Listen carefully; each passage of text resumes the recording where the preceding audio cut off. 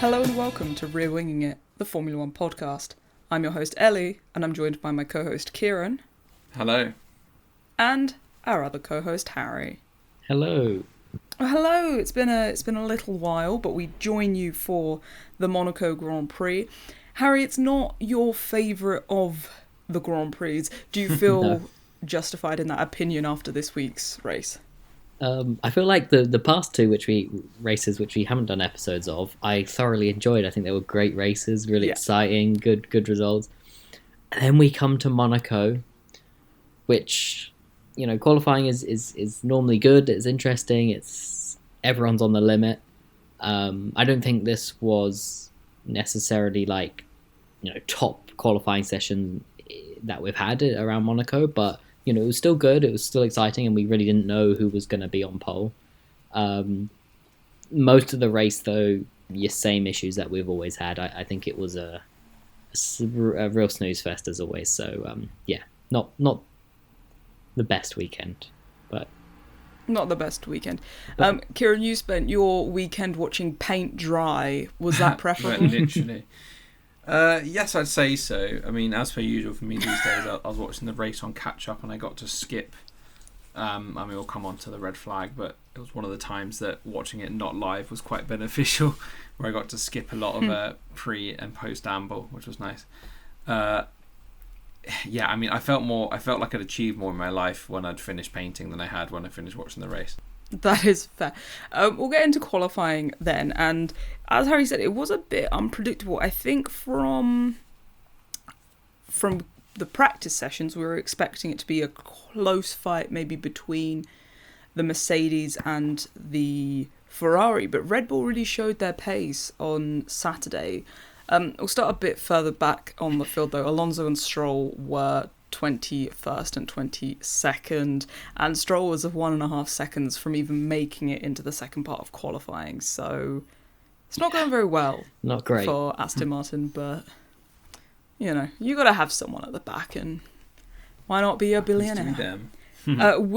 Williams both managed to get into Q2, but sometimes with Williams this year, I think, are they actually improving, or is everybody else just really bad?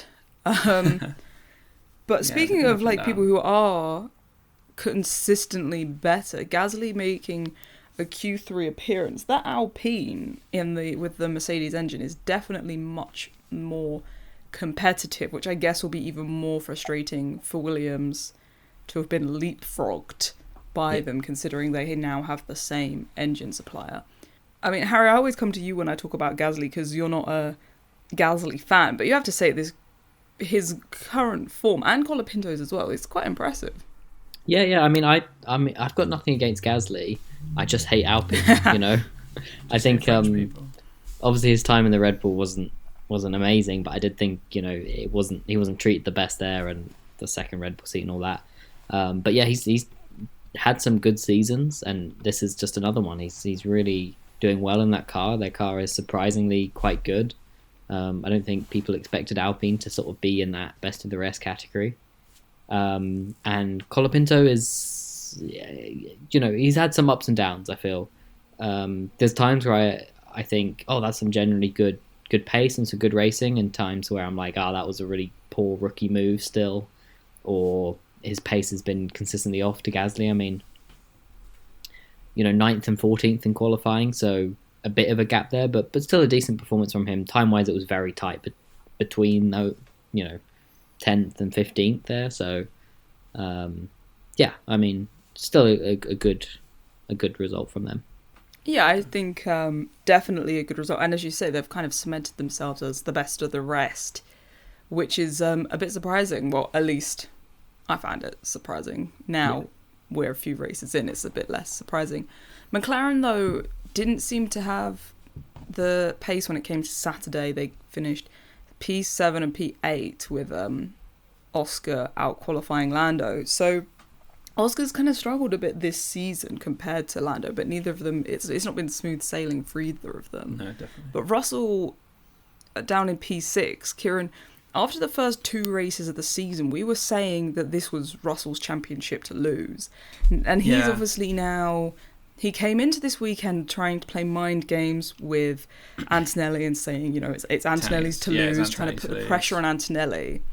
But then to back that up with only a P6, it's like, it is Antonelli's to lose. It's like he's just proved his own point. Yeah. Do you think Russell's form is concerning? I think it's getting to a point where it's concerning. Obviously, we'll come on to the race later as to where he ended up, but it's too early to get into too much hyperbole about like whether or not his chances had gone or anything like that. But I think maybe what you're seeing is there was a bit of complacency with such a young rookie in the other seat, that maybe George, with the pre-season pace they had, thought, this championship is in my pocket. And all the commentators, if we can call ourselves commentators, were saying things like that, George against a rookie in his only second season, it should be his to lose. And I think maybe, we don't know him personally, but maybe that's got in his head a bit. And hopefully by now he's realised that won't be the case this year, and he actually really does have to fight. We got to fight back now, to get himself back into championship contention. I think I quite mirrored exactly what Kieran was saying before the race, and I think it's still the sensible take. And you can look at that points difference, which is quite big, although last season we saw a similar points deficit be degraded by both Norris on Oscar and Max on both of them. So anything could happen, and a lot of that point difference is things out of Russell's control.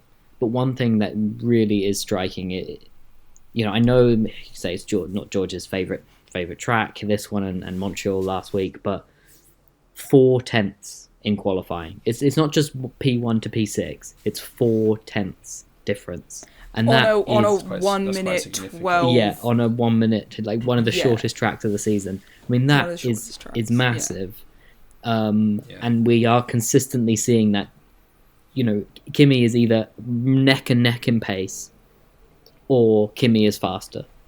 And at the end of the day, that if that keeps up, then it is game over, because the luck might swing, but Russell's already had so much bad luck. He can't have just some bad luck going Kimi's way. He needs the pace advantage, and I'm not seeing that. True. Is going to be there. I agree with that. Yeah. We'll move on to Hadjar. He did well and finished in P5 above both of the McLarens. And I think, as I said earlier, in practice, it didn't seem as though the Red Bull was going to have as much pace, but really on Saturday they must have found the balance, because Max ended up on the front row in P2, and as we said earlier, Antonelli was in pole. So when I saw it, I thought, that's going to be a great battle down into turn one. Yeah. Getting onto the race, then obviously that didn't quite materialise.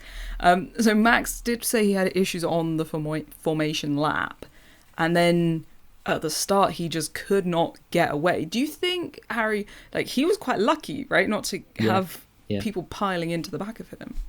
Yeah, we saw I think Norris especially really just dodge out the way, and it's not, when you're second on the grid, you don't want to be having those kind of issues with the start. So it was lucky that no one got into him.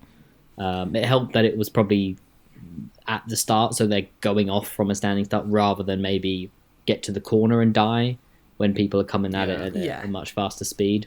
But I'm in two minds. Obviously, you start second place in Monaco, you're not guaranteed a podium, as we're sort of seeing, but it's pretty good that you're going to get some good points. So to see Max not be in contention for that is a shame. I think, would he have actually given some on-track action and put the pressure on Kimi with the pace that he showed this weekend? I'm just not sure. So I think, action-wise, we probably didn't lose that much, but just from a personal Max Red Bull point of view, it's a shame that he didn't get any points here. Yeah, I think if anything, him not having a race kind of helps it would have been a great battle. You can say that now because you can't prove it or not, whereas in reality he might have been 20 seconds in second, but 20 seconds down the road anyway. And even if he was right there behind him, he wouldn't have overtaken him, because you can't. So exactly. We saw quite a lot of that, but for Max, I guess it's kind of the best weekend to have that kind of a race, because he got his press done early and then he got on his boat and it went round the corner and took him home. And it was quite, it was quite a short commute. It's not like you've flown to the other side of the world just for that to happen. My other question, Kieran, and as our you can be the judge on this. Last year, I think there was only 4 overtakes in Monaco. Do all of these people count as overtaking Max? No, I'd say an overtake has to be something that takes genuine skill. And okay. I think a wounded car, as it were, doesn't count. If you're overtaking someone going slowly because they've got an issue, like, if they're still defending, but if they're going 20 miles an hour down the straight because they've got an issue, I can't count that as an overtake. That doesn't count it for me. I was just trying to be optimistic. So Antonelli managed to hold onto the lead into turn 1, which is something Mercedes have been struggling with this year, but maybe they've improved. Maybe they've kind of managed to figure it out, or maybe Max having that issue kind of helped Antonelli get ahead a bit more cleanly, and he led from turn 1 and scampered off into the sunset, really. Gasly also made a move on Norris at the start, so Norris got stuck, as Harry said, behind Verstappen. Yeah, he got a bit compromised. And then he got a bit compromised, but then had to kind of avoid... his teammate had to avoid Piastri, and Gasly managed to get through, which really ruined the rest of Norris's race, because he could not get past. There were times where Norris had power unit issues before he retired, and he was still right on the back of Gasly. So Gasly wasn't massively quick. It was just that nobody else could get past him. Harry, normally what we see in Monaco is the lead driver backing up the pack. Antonelli didn't do this. Do you think that it was a youthful thing where he just wanted to go as fast as he could, or do you think he just knew he had the pace that he didn't need to back everyone up? I think we've seen it a couple times already this season where his engineer's on the radio saying, hold this pace, maybe a little bit slower, and he doesn't really seem to care. He just wants to go as fast as possible. And personally, it might not always be the best strategy, but I love it. And I think it was a real statement. I think it was, if it's not going to be that exciting race, at least put your foot down. He had the pace. There was no tyre wear issues. There was no issue.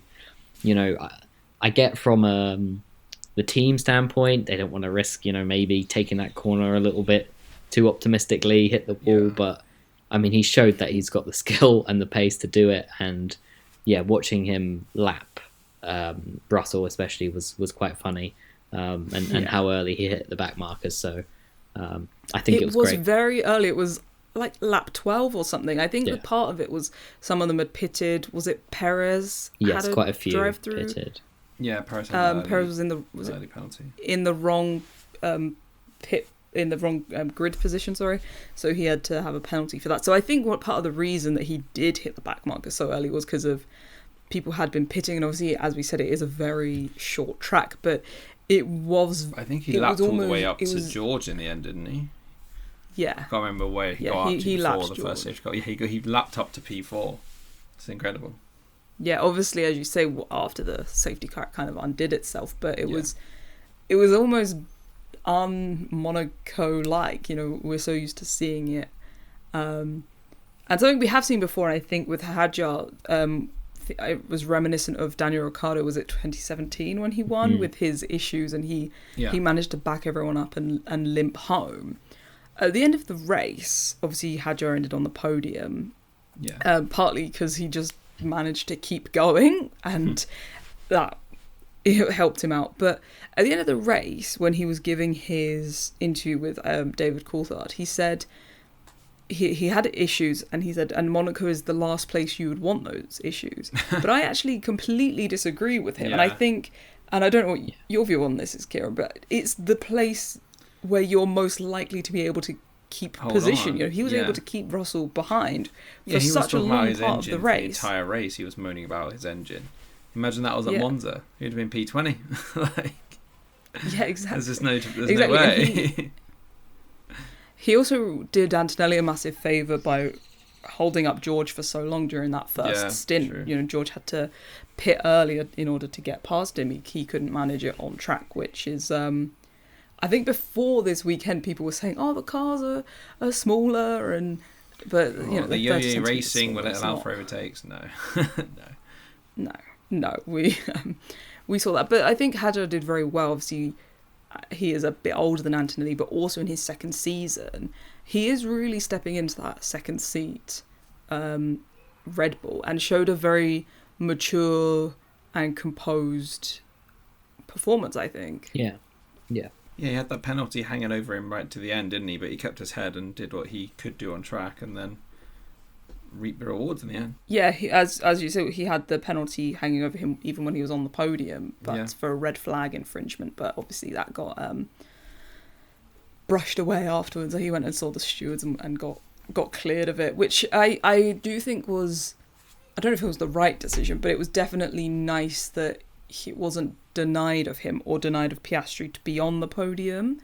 I think because he ended up on the podium because people had penalties and whatnot, but it seemed a bit strange that they would allow somebody on the podium to have that penalty threat hanging over them. I don't know, Harry, do you think they probably knew it wasn't going to be a time penalty, and that's why they thought we'll do it after the race, or do you think therefore they're just lazy, can be bothered? Yeah, you'd like to think so, but we've seen multiple examples of, you know, people on the podium celebrating and having that taken away from them and denied the person who's actually ended up in that position. So, no, all I can think of is it did require maybe some more evidence from the team and statements from the team. I think they'd opened up part of the car and would sort of inform that they shouldn't be tinkering, and they put everything back, and I think that's why they got away with it, because there was no advantage on the car, nothing like that. But it's always a shame, and I'm glad that in this instance that nothing happened, because it's if that's fair, then it's good. Yeah, it's nice to just see the podium and see who's on it and accept that is what you're looking at. Do you know what I mean? Like, that is the final. Yeah, it always feels a bit silly. Like in football, you know. Yeah, the time they take. You don't want to celebrate a goal in football. Yeah, well, there were so many decisions today from the steward. It was so confusing that it was nice that at least the podium, you can just say, right, these are the three that are on the podium. You know?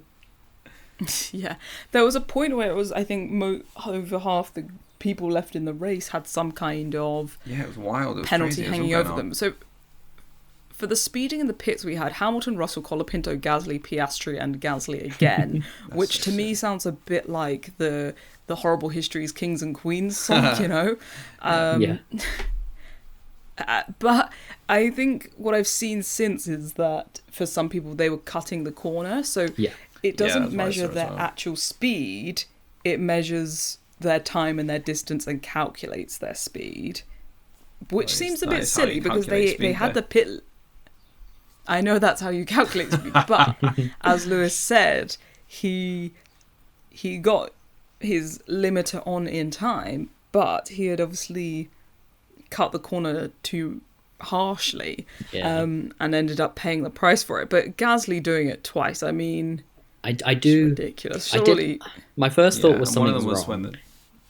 But then the explanation that it was because they were cutting this corner, I think, into sort of one of the pits a little bit almost, which like you said, takes that distance down and just ticks them over. Yeah. So realistically, they haven't speeded, but they have disregarded a different rule, so a penalty might be fair. But what ticked me back into thinking actually it's probably fair is they were warned about this before the race. So they did have the information of do not cut into this, and they still did it. So that it's slightly less unfair, I think, than it seems. But then I would argue to counter that is that if there's a speed limit in the pit lane for safety reasons, and if they didn't go above that speed limit, what's the problem? Like if true, then if it's about how they measure it, but if you've never, because then you were saying to me you could park on the pit lane, wait 1 minute, and then go to 200 miles an hour, but because your average speed would be below, you'd be fine. I think my thing is maybe it's not the speeding part, but they've cut. It's like they've cut a corner on the racetrack, right? They've cut a corner, they've reduced that distance, even though it's probably tiny, they've still gained an advantage from doing something they were told not to do when the other drivers listened, and therefore you've broken a rule. It doesn't matter if that rule's stupid. If that was the penalty they got, that would make sense. But they were given a pit lane speed limit penalty. Now that was their actual infringement. Yes. Which then like I say, I think that's where the confusion lies. Which it just seemed a bit silly watching it live. Yeah, but if it's in the rules that's how it's calculated, and they were informed that that's how it's calculated. That's it. So I mean, I get that it seems and slightly I think stupid. Also, the issue is, I guess, a bit of safety, because they were driving closer to the people, to the mechanics and that, than they needed to be. They were driving in the slow lane at the speed of the fast lane, which is only 60 kilometers an hour because it is tight round there, as opposed to the normal 80 kilometers. But it was interesting because Piastri had been warned about it on the radio, saying, other drivers have got the penalty, go wide, go slow on entry and exit, and he still got a penalty. So they're fighting for tenths of seconds, but as Harry says, they'd been warned not to do it and they did it, and Gasly's just ridiculous for getting penalised twice, and one of them, I think he was 0.4 seconds too quick between the markers. So silly. So it's quite a big, because that's the difference between a 2.4 kind of, okay, that's not too bad of a pit stop, to a 2.8, oh, that's a bit of a slow pit stop. It is a difference. You can gain and lose positions in that kind of a time, especially when in Monaco your best bet to gain or lose a position is in the pits. So we've kind of alluded, I think, to the race being a bit boring. People with engine issues managing to hold everybody up. The most exciting thing in the first 60 laps of the race was all the penalties and why they were occurring, until Stroll managed to spice things up for us and crash. So there were issues with the road surface, which I think is what led to Stroll's crash. Which my only takeaway from this is that they don't pay enough tax in Monaco for adequate road repairs. Harry, is that how you took that? Yeah, obviously, I think that's clearly the only takeaway. I mean, what on earth is this? The quality of that, like looking at the images afterwards. I mean, come on. I mean, they both, interestingly, both him and Leclerc said, no, it was the brakes.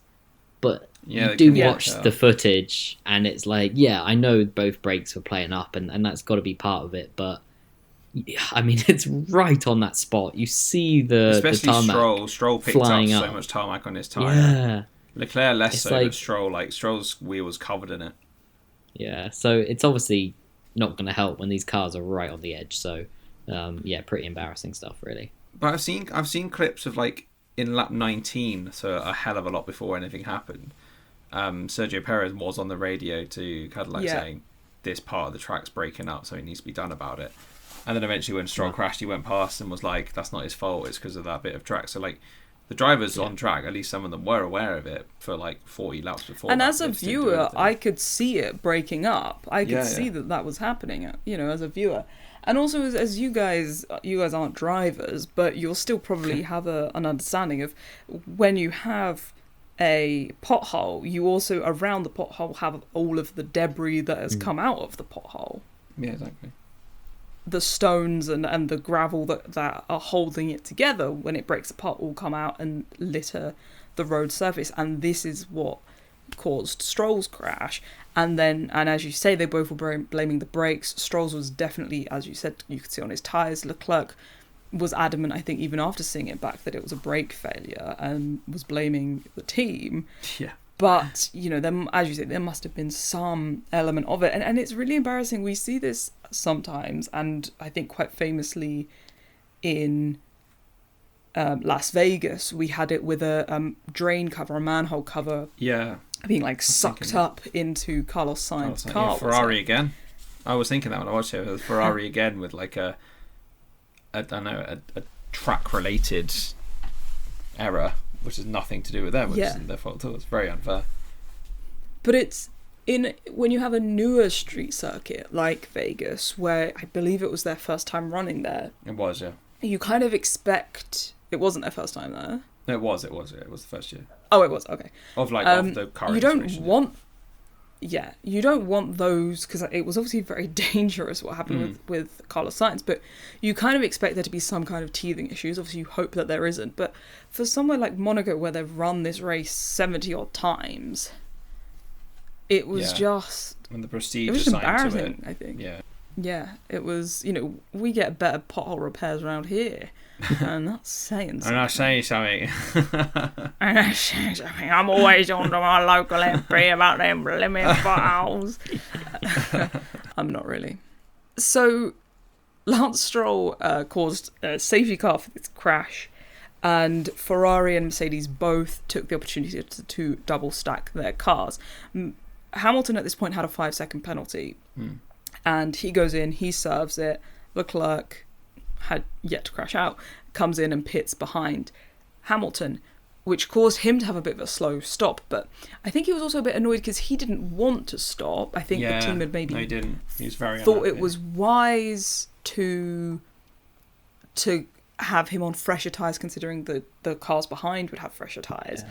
But do you think this was also a way of them not having to play the team game and the give the place back kind of, because Hamilton was able to serve his penalty and maintain the advantage? Kieran, what do you think? But I think they kind of did play the team game, because they took a choice which hindered Leclerc's race. So I think they did kind of, show their hand. Favoritism is too strong of a word, I think. But, they did make a choice that harmed one of their other drivers by doing that, because they kind of knew that Leclerc's going to have to wait whilst Hamilton serves his 5 seconds, and did it anyway. So he didn't have to wait too long. No, but you know what I mean? Like, if they were that worried about saving race time, in that sense, they would have let Leclerc go, especially because he didn't want tyres as well. What it seemed so like I think was... they did make a choice. They did, and I think what they managed to do with that choice was Leclerc could slow down a bit, hold the pack up so that Hamilton could come in, serve that 5 seconds. Yeah. And in the end, they maintained both positions, which for Ferrari, making a strategic decision is pretty good. Now, you could argue that maybe you could sacrifice Hamilton a little bit to try and keep Leclerc out. It's Monaco, he'd have worse tyres. Maybe that's okay. And maybe he then goes up the pecking order a bit. I don't know how it would have shook out, whether he'd take the lead or not, but you can see Leclerc being frustrated with that. But I think if Leclerc hadn't have crashed, they probably would have been second and third, which would have been a great result for the team. So it probably was the best decision they make a lot of and maybe it would have been a first and a third or a first and a fourth, which I don't know. You can argue what's better, but I think as far as Ferrari's decisions go, it's if they hadn't have pit Leclerc, I think he would have been in second and Hamilton would have been in third. I think they would have been in second and third either way. Had a pit window anyway. Antonelli had a pit window anyway, Okay. so I think it would have just been the Ferrari order that was different. I don't think anything else would have changed, which is why it was interesting to pull both of them in when they only needed really to. In which case, I think this is Hamilton and to. I think this is better then, because Leclerc slows down a bit, back to right, make sure Hamilton gets in, that can go smooth, and slightly, bad for Leclerc, because Hamilton having that penalty means, maybe he deserved a bit, but Hamilton was leading the whole race, so I don't think you're upsetting the balance there too much. So I think it's just a normally the lead driver gets the preferential calls in teams where the drivers are more evenly matched. In maybe Red Bull, where you have such a clear number one driver, then obviously it works a bit differently with pit stops. But normally the driver who is further down the road gets first refusal, gets to call what they want to do a bit more. Mercedes also tried to double stack, and they had a Ferrari-esque shenanigan in the pit lane. That might be a bit harsh to Ferrari, but we're kind of saying, Ferrari, we understand why you did what you did. Mercedes, Antonelli comes in, not the smoothest of stops, but he has enough time in hand to get out without any hiccups. George Russell at this point has been lapped, so George Russell has come in, but he's just behind Antonelli, but he's a lap and a bit behind Antonelli. Yeah. They did not wait. They serviced his car immediately, and I think you can see it. One of them goes, and then the rest of them are like, well, I guess we'll all go. Yeah, well, once you touched it, it's doomed. Exactly. As soon as the car's jacked up, you might as well go because you're That's doomed. right, isn't it? You're going to have another penalty. Yeah, you can't touch anything. You can't touch anything. Do you think that it was just one person's error, or do you think this was kind of George's fault because the team had told him to stay out? Harry, what do you think? I think I saw the onboard, and it's such a late call to stay out that I don't think it's his fault here. I think you'd be expected to come in. I know it was close between the two, but he has a penalty. You know it's Monaco. A safety car can happen. They're all professionals. Everyone should be informed. It's not hard to keep people up to date, is it? Like, and I think, you know, watching the pit stop, multiple of them all go in. Like, obviously the jack comes in straight away, so maybe that's kicked it. But you got front right mechanic who's there, and he's waiting, and he sort of looks like, what the fuck is everyone doing? And then just goes because obviously it's then too late. But so yeah, I think that's a team communication issue, which, you know, again, Russell, this drive-through penalty then is not his fault, which has brought him completely out the point. So it's one of those things where, you know, this point deficit's not all on him, but yeah, it's just a team communication issue for me, I think. Yeah, it was definitely a communication issue, which isn't something we normally say of Mercedes, but it was just funny, I think, hearing George on the radio afterwards saying, "Did we serve it? I waited for 10 seconds," you know, which was ridiculous. He was trying to say that as he had to wait before Antonelli, whilst Antonelli was having his slow pit. But you watch he had served it, but he's still driving. He's like going slowly down the thing. Like, he's not, at no point is he stopped for 10 seconds. Like, it's just the most cope kind of statement ever. And at no point is he in the pit box stopped, you know? Yeah, which is what actually counts. It's almost like the FIA don't have cameras watching everything as well. Like, does he expect him saying that? Yeah. Oh, yeah, he did actually. Yeah, actually, I stopped for 10 seconds. I'll take his word for it. Scout's honour, yeah.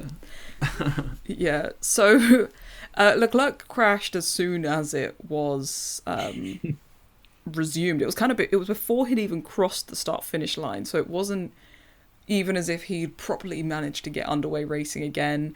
A mixture of maybe the tyres being cold, obviously, as we said, the road surface, him having brake issues.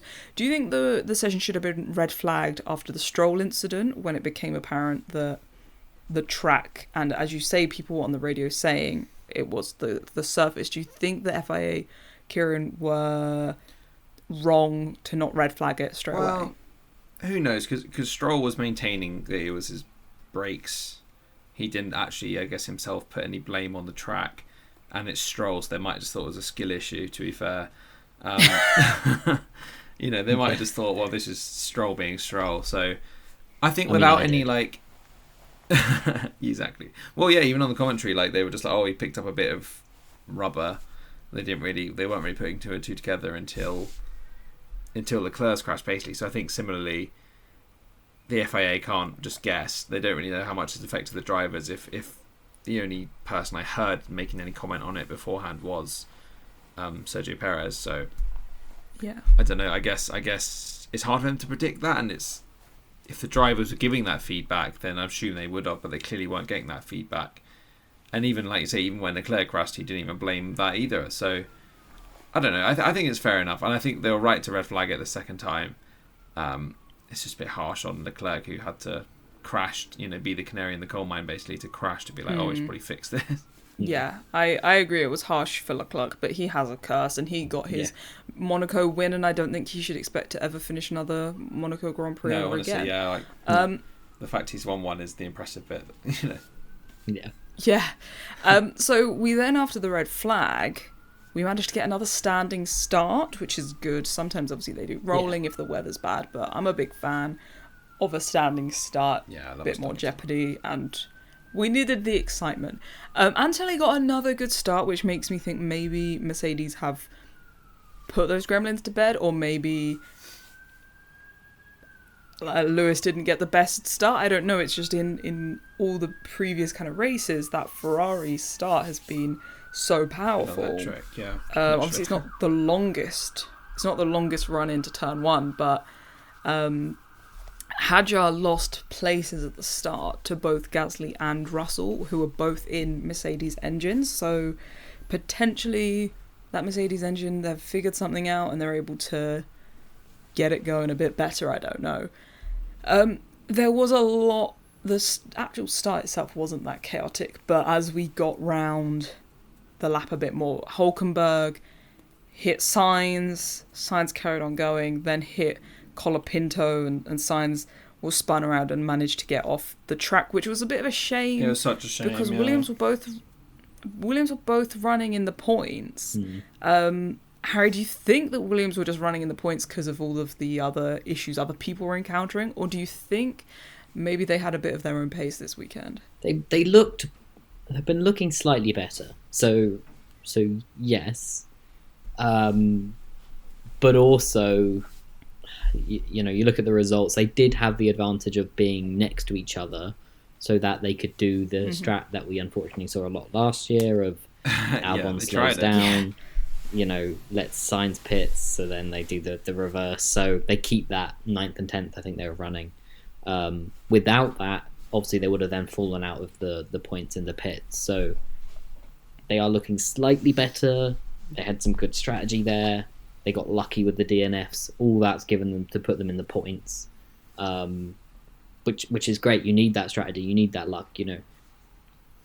But I don't think you can say, oh, next week we're going to see them, you know, potentially 9th and 10th again. I think that's not likely. But there's little Monaco's such an shoots of outlier, hope it's hard there. to really take much from it. Yeah. There's some shoots of hope, I think.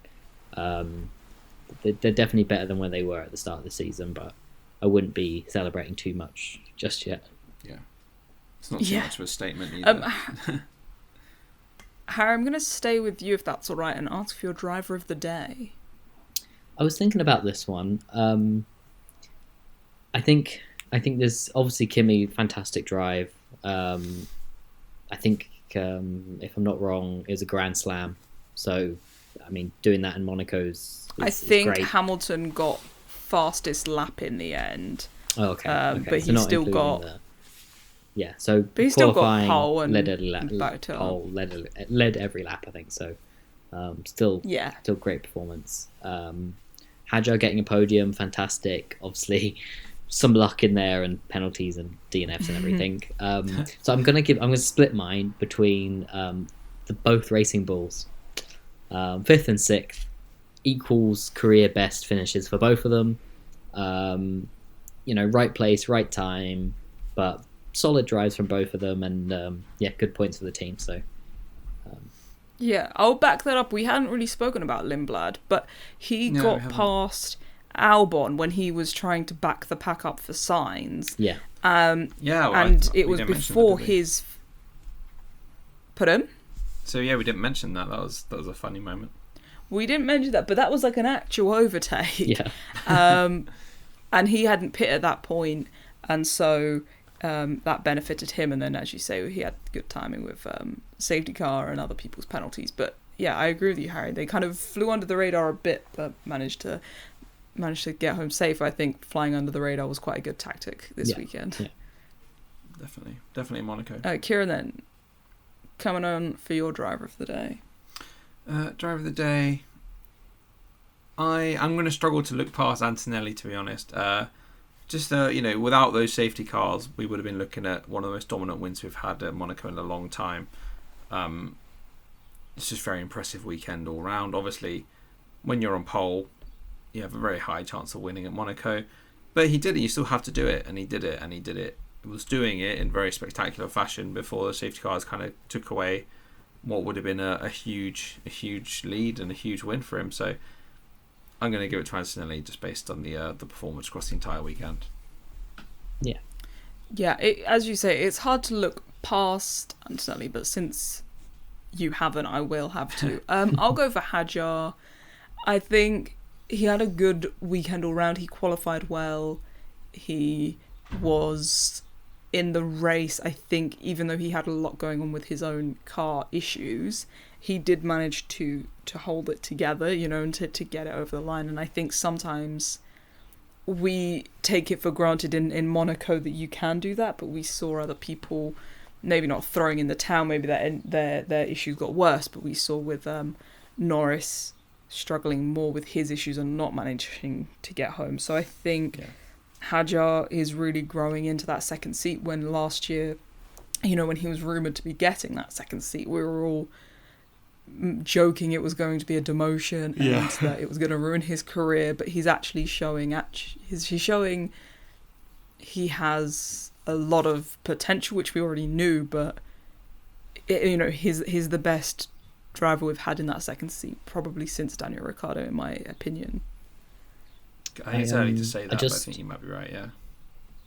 I just want to shout out, we haven't mentioned too much, but Hamilton, I think equally deserves in the conversation. Obviously, great race from him. Another one after Montreal. Now second in the Drivers' Championship over Russell. Yep, he's gone above Russell. Kind of crazy. So yeah, I mean, it's good to see Hamilton doing well. It is. So that's nice to see. And it was his 8th podium. Yeah. In Monaco, which ties the record with Senna. So, wow. Just nice. I think sometimes, because we see him racing week in, week out, we forget that he is a living legend. You know, he is the person that in 50 years' time will go, oh, we were so lucky to grow up and be adults watching. Yeah.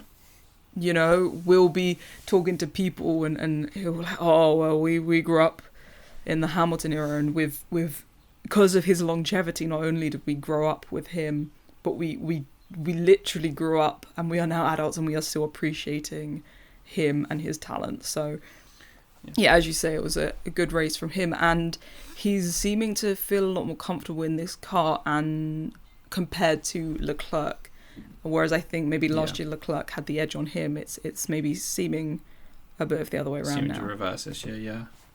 Do you see the funny moment where Hadjar was talking in the cool down room, and he was like, oh, this could have been the youngest podium ever, and then he just points at Hamilton, who's 41. Yeah, Hamilton was older than both of them combined, because they were 19 and 21, so yeah, he was older than both of them. We'll move on to grid news then.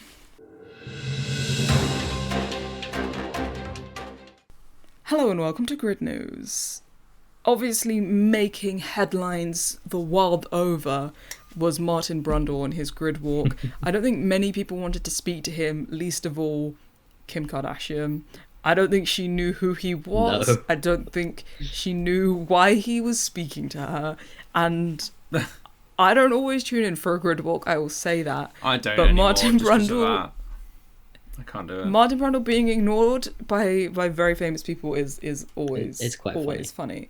Obviously, the cameras are on Kim Kardashian quite a lot this weekend, and Harry sent me a video of her stealing Kimi Antonelli's towel. It's crazy. It's crazy. Like, the audacity of this woman. I mean, like, talk about red flags, Lewis. Like, come on, man.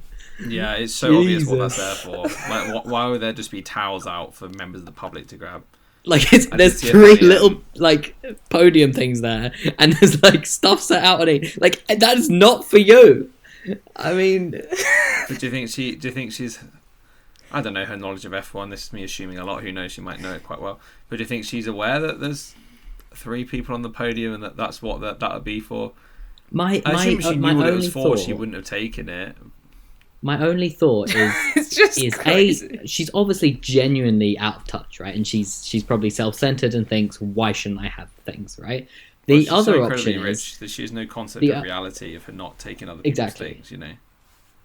The other option is she clearly is very good at the media game. She's managed to keep her and her family in the conversation and all this shit I don't really care about. So part of it might be doing shit like this because, you know, there's thousands of people around. It's going to be on camera. And then stupid people like us talk about it. Yeah. And that could be it too. It's one or the other, and both Was are it- horrible. Yeah, that's Was true. it actually. definitely before they got there though? Yeah, Was yeah, it after the drivers had? Okay, because No, when it was, I it was, obviously it was a only nicely saw... folded, nicely positioned towel. No, I saw the nicely folded towel, but it was. I actually was going to use Antonelli's Yeah, sweaty sweaty towel. towel. Yeah, I'll be having that. But because I didn't know if I assumed they only let the guests or whatever into that bit to watch the podium when they're up on the podium, so I wasn't sure if Yeah, it I was assumed when so. they'd already been there, taken their helmets off, Yeah, it's a good point. Maybe done their... So maybe it was that it was actually left there and he hadn't used it. No, I don't. Possibly. That's not the vibe. Obviously, it's a Dunno. 5-second clip, so who I knows? still but that's not wouldn't. the vibe I still got from wouldn't the clip. like take it. Like it's not yours. Anyway, It's not for you. Either way, we said Drive to Survive brought a whole new fan base to Formula One, and maybe some of them can stay at home. Yeah. Leclerc has signed a new Ferrari deal. I don't know how long. I think another few years. I hear 2029, which would be 3 years, I guess. And then he was repaid by crashing into the wall and having a car that he claims has no brakes. So maybe not the best first weekend after signing that new deal, Yeah. but he's obviously committed to never winning a world championship. Yeah. Las Vegas is on the calendar until 2037. Harry, do you want to go there for our 36th birthdays? I would love that, Ellie. That sounds fantastic. Let's Perfect. get it Let's booked put it in the diary. Put it in the calendar. In other depressing news, the president of the FIA, Ben Sulayem, he wants to change the rules capping the FIA term limit. So at the moment, like a US president, you can only be in charge for so long. And he, much like Donald Trump, wants to get rid of this limit. I saw that. So that's some other fun news for you to cap off this week's grid news. Let's go now to our Barcelona preview. Harry, can I have your top 3, please? Maybe this is going to go against what I said earlier, but I feel like Russell has got to have a comeback weekend. Like, it's not going to be... Like, it felt during this, Russell's day was getting worse and worse and worse, and I was just laughing harder and harder. And to see him end up out of the points was just so fucking funny.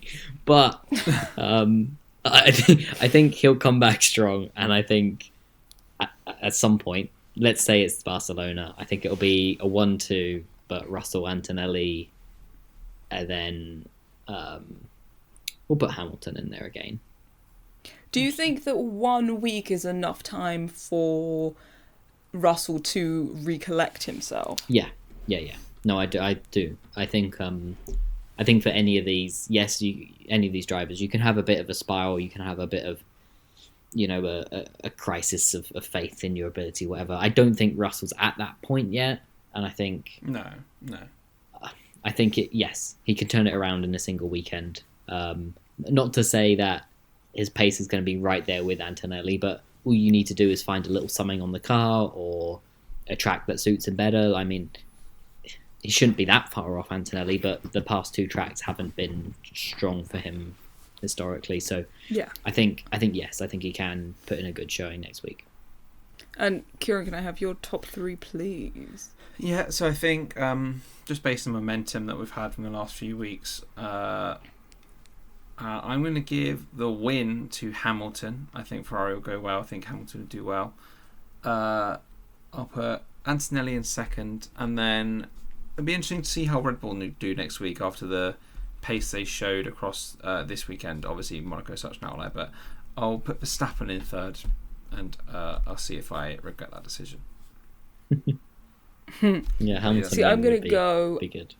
Antonelli. I'm going to go Russell. And I'm going to say that there's going to be some, like, shenanigans. I'm going to say that there's going to be some fireworks, hopefully. And then I'm going to say Hamilton. I say he's showing some good pace at the minute. We've gone to tracks that suit him, and so that could always be a part of it. But, yeah, That's what I'm expecting. I'm going to deliver my final thought first. You guys prepare yours. My final thought is, I'm glad we didn't have the mandatory 2-stop that we had last year for Monaco. But does it deserve a place on the Formula 1 calendar? It's always an argument. I think for the history of it, it kind of has to be there. But I think we maybe have to find a way to make it more interesting. I don't know. And also, it was interesting to see... There's another final thought, so I've kind of had two. It was interesting to see, because we didn't have any active aero this weekend, the way that the teams changed their rear wing in order to have some aerodynamic benefit from not needing the wing to open. So I thought that was interesting as well, because they didn't want to mess with the weight distribution of the car, so they wanted to keep the weight there, but they had a bit of freedom to change the shape. So I thought that was interesting to see as well. Kieran, I'll come on to your final thought, please. Yeah, well, I kind of had a final thought in a similar thing to Ellie of does Monaco really deserve a spot on the grid in 2026? I think with the rules changing as much as they have last year to this year, with the overtakes we've seen at other tracks, quality of overtakes notwithstanding, the fact that no one could still get round, I think it's never going to be a racetrack that works in a modern driving competition calendar. So yeah, as I'll say every year, but my final thoughts every Monaco episode is, I don't think it should be on the calendar, and that is my final thought. We've ended this on quite a down note with the new grid news and with this. So, Harry, please tell me about a happy final thought. One, Harry, yeah, please. I think let's bring it up with a bit of positivity. I think we obviously have a great little community here between the three of us on this podcast, but I think we've got some great people listening to us. I think let's harvest that good energy. I've just set up a GoFundMe for Vegas 2037. Let's go, guys. Yes. Let's get your cash in. Let's donate, okay? Let's make this dream come true. We'll report there live. It'll be fantastic. So, yeah, let's not be shy. Let's empty your wallets and make it come true. Yeah. And 36, you only turned 36 once, hey, Harry, so... Yeah, exactly. Let's make it a big one. Let's make it a big one. All right. Thank you for listening. And thank you, Kieran. Thank you, Harry, for joining me. We'll see you next time for our Barcelona episode. Remember to like, to subscribe, and to share us with your friends and family.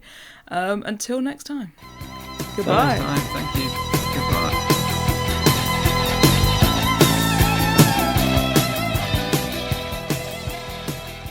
At this rate, Ben Sulayem is going to be fucking president still in 2037, so maybe he can come along as well. He can contribute, that's for sure.